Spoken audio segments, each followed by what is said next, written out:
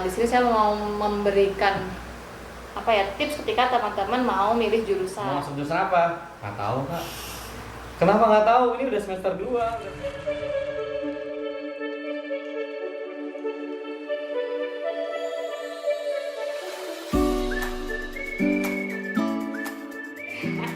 Ini ada tambahan nih dari Kak Hilda nih. Ya kan yang nonton mungkin teman-teman yang lagi galau milih jurusan kan.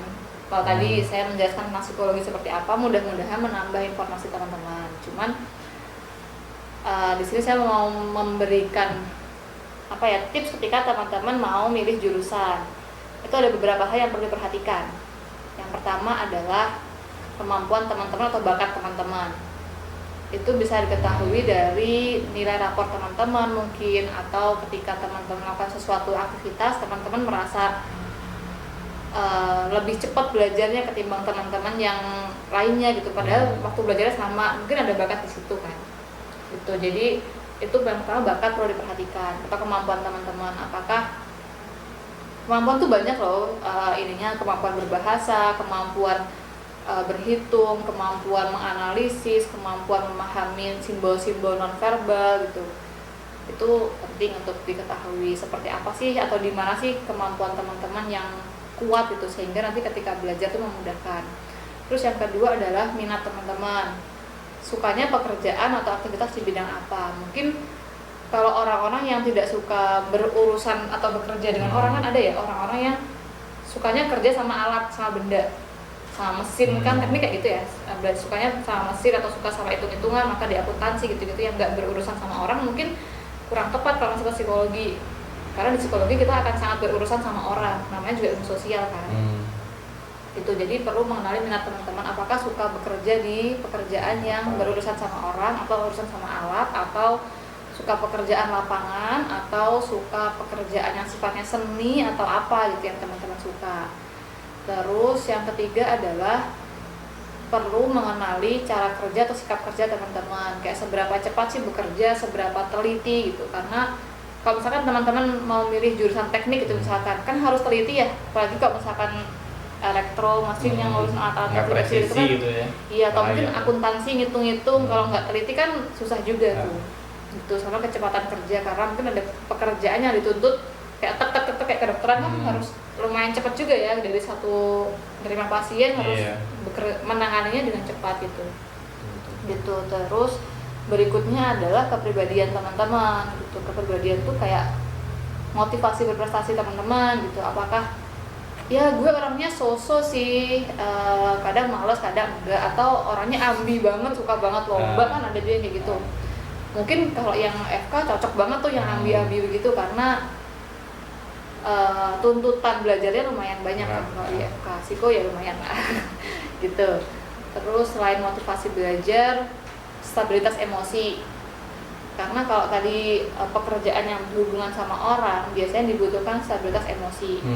Kayak mau masuk psikologi, sebagai psikolog nggak mungkin harus, nggak harus sih, maksudnya sambil proses belajar ya, sebisa mungkin bisa lebih stabil kan emosinya. Kedokteran juga nggak bisa yang dokter kalau lagi kan ada kasus tuh dia bikin panik ya, pas pasiennya panik kan, dokter ini gimana gitu, nggak bisa yang dokternya itu panik juga gitu kan, sama-sama panik nggak kelar gitu kan. Tapi kalau baper bahaya. Wadah gitu. Jadi itu penting diperhatikan, sama kemampuan adaptasi sih, penyesuaian diri itu juga penting untuk dikenali. Apakah kita atau teman-teman orang yang lumayan cepat beradaptasi, atau kalau misalkan lumayan lama, hal-hal apa sih yang membantu teman-teman untuk beradaptasi dan apa yang kira-kira menghambat kayak gitu.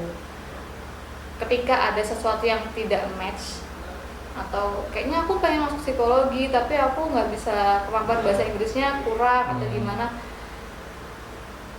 bukan berarti nggak mungkin sih, sulit mungkin iya, tapi sesuatu yang sulit itu bukan berarti tidak mungkin kan.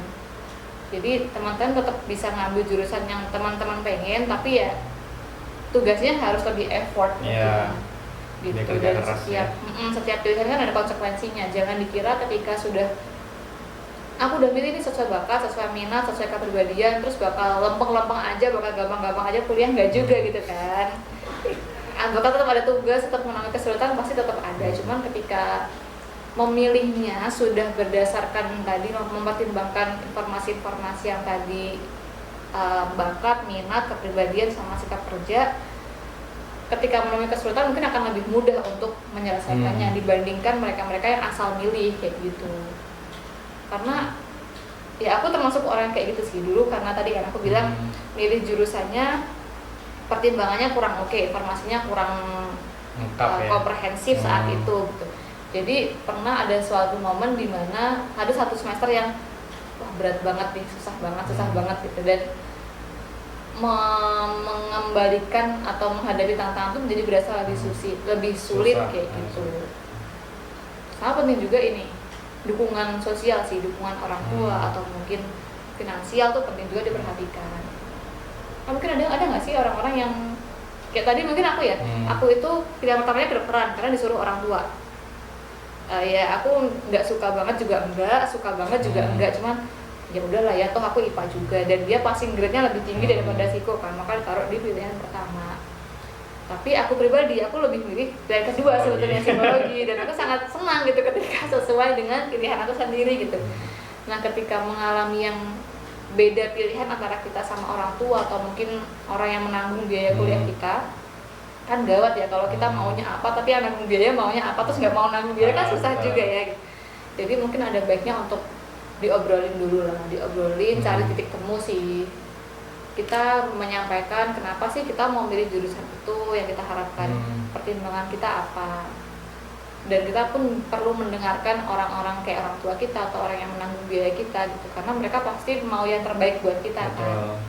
Barangkali dengan informasi yang mereka berikan kita jadi lebih kaya gitu informasinya dan bisa mempertimbangkan dengan lebih, oh iya juga ya gitu. Barangkali dari ngobrol tuh ada titik temu yang ya udah oke, jurusan ini loh yang kita mau untuk masuk di situ, dan orang tua atau yang menanggung biaya kita tuh pun akan mendukung gitu.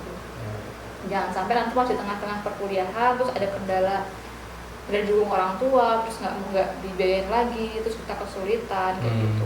Harapannya sih enak lah, memulai kuliah tuh dengan sama-sama enak gitu. Kebanyakan sih kasusnya yang sulit tuh kalau misalnya keluarga dia udah dokter semua. Jadi pressure-nya tinggi ya. Apalagi terus anaknya IPS, misalnya anaknya lebih pengen jurusan IPS ya. Wah itu tekanannya kuat sekali tuh. Iya tuh ada tuh. Aku jadi pas S2 itu kita kan karena aku pendidikan, jadi pernah di sebuah SMA juga kan. Ada yang mengalami kayak gitu sih, cuman dia keluarganya advokat. Advokat, jadi dia dituntut jadi advokat, udah dia nggak mau masuk ke jurusan tersebut. Itu kalau udah bapak ibunya sama, kakaknya juga sama, terus dia anak kedua misalnya ya, masa gua minimal sama lah, jangan di bawah itu misalnya. Tekanannya banyak ya. Tekanannya banyak, gitu. Kecuali emang orang tuanya nggak tinggi-tinggi amat sekolahnya gitu ya. Mungkin di negonya lebih mudah gitu. Iya penting sih untuk, makanya tadi kan ngobrol dan ketika teman-teman punya bekal informasi yang tadi kan komprehensif dan tahu kenapa sih milih jurusan ini dan siap untuk bertanggung jawab, insya Allah yang mendengarkan juga bisa diyakinkan sih gitu. Karena ya nggak sedikit kok orang-orang yang tadinya mungkin tidak disetujui sama orang tuanya, terus karena dia bisa membuktikan ini loh nanti akan jadi, kalau udah lulus tuh biasanya kalau orang tua gitu ya, emang kerjanya apa kalau udah lulus gitu kan. Orang tua kan itu mikirnya pasti kan. Itu poin pertama, emang kerjanya apa di sini? Iya, jadi mungkin orang tua juga informasinya tidak sekaya teman-teman gitu. Jadi ketika teman-teman berdiskusi, teman-teman bisa sambil menginformasikan gitu loh. Nanti kalau ambil jurusan ini, lulusnya tuh bakal bisa jadi ini yang prospektif kerjanya sekarang banyak nih lapangan pekerjaannya kan. Lapangan kerjaan sekarang sama yang orang tua kita alami mungkin beda ya. Gitu. Jadi betul. Itu sih bisa saling membuka informasi, dan kalau ada para orang tua yang nonton ya Bapak Ibu mohon maaf nih, itu barangkali perlu juga mendengarkan anak-anaknya kayak gitu. Jadi dua arah lah ya. Dua arah. Komunikasi dua arah. Saling, kan namanya juga jalan ke tengah ya, jadi dua-duanya perlu berjalan gitu loh. Dari anaknya perlu anaknya yang jalanin kuliahnya perlu membuka diri, orang tua juga perlu membuka diri sehingga sama-sama enak ke depannya. Oke, siap-siap. Oke, tips itu dari Kak Hilda yang buat milih jurusan bagi yang masih galau guna-gulana gitu ya. Karena mungkin beberapa kasus selain tadi emang ada tekanan kuat ya dari keluarga, tapi juga bisa ada tekanan dari diri sendiri. Misalnya kayak, gue pengen masuk kerja di minyak, perusahaan minyak. Padahal sebenarnya dia tahu kayaknya nggak bisa deh. Dan tadi kan Kak Ida bilang kan minat bakatnya apa gitu kan, kepribadian seperti apa. Tapi karena mungkin egonya tinggi pengen masuk yang perusahaan yang prestisius, padahal sebenarnya enggak. Kan tuh misalnya teman-teman bisa gitu. mengukur kemampuan dari tryout kan dan mereka udah Iya, tryout kan. betul. Mengukur kemampuan dari situ, atau bisa juga ini another information ya, jadi panjang nih. Ini jadi kalau di psikologi kita tuh belajar yang namanya jendela Johari. Untuk mengetahui informasi tentang diri kita tuh ada 4, karena jendela kan ada 4 kotak ya, 4 sisi gitu. Ada sisi di mana kita tahu, orang lain pun tahu.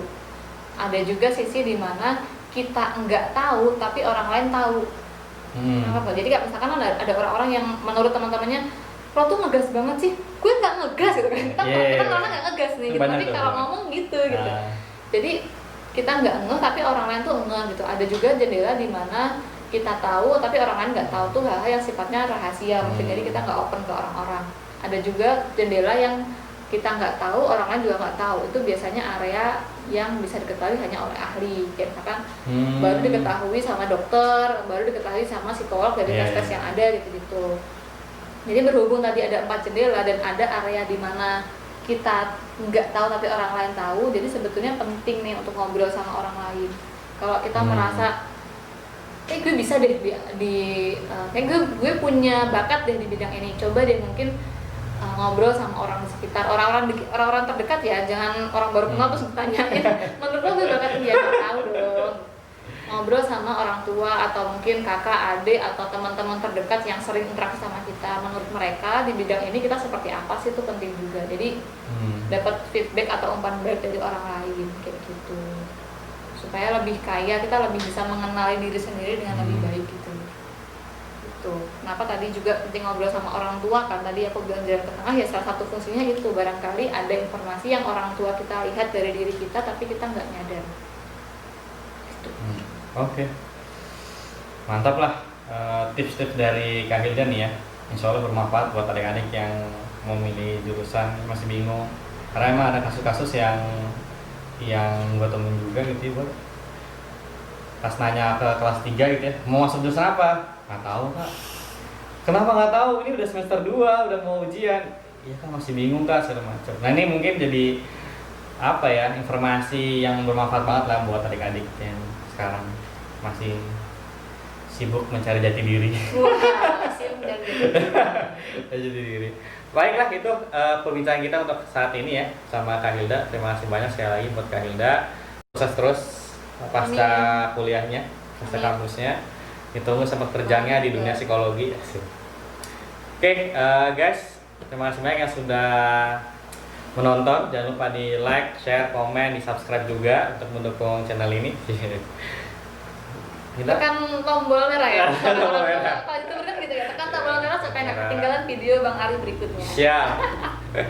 Makasih banyak. Sampai jumpa lagi. Assalamualaikum warahmatullahi wabarakatuh. Waalaikumsalam warahmatullahi wabarakatuh.